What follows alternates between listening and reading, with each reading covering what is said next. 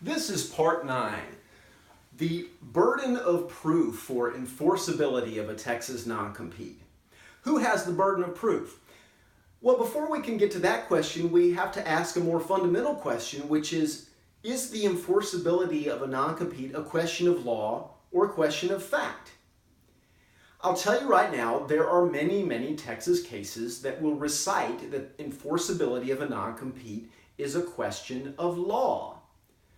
But you have to take those statements with a big grain of salt, because if there are disputed fact issues relevant to enforceability of the non-compete, then it can be a question of fact.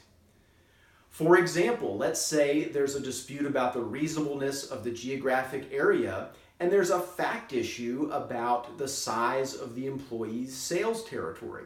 That would be a disputed question of fact, not a question of law.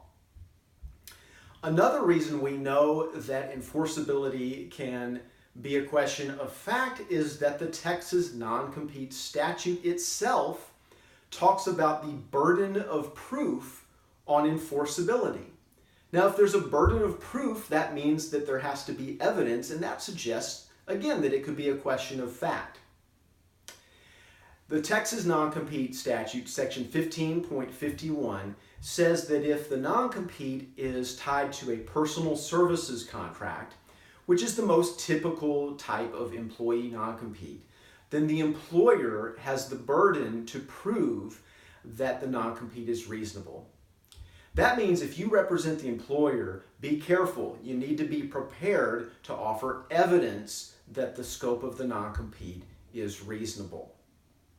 Okay, so we've talked a lot about enforceability of the non-compete. What happens if the non-compete is unenforceable as written?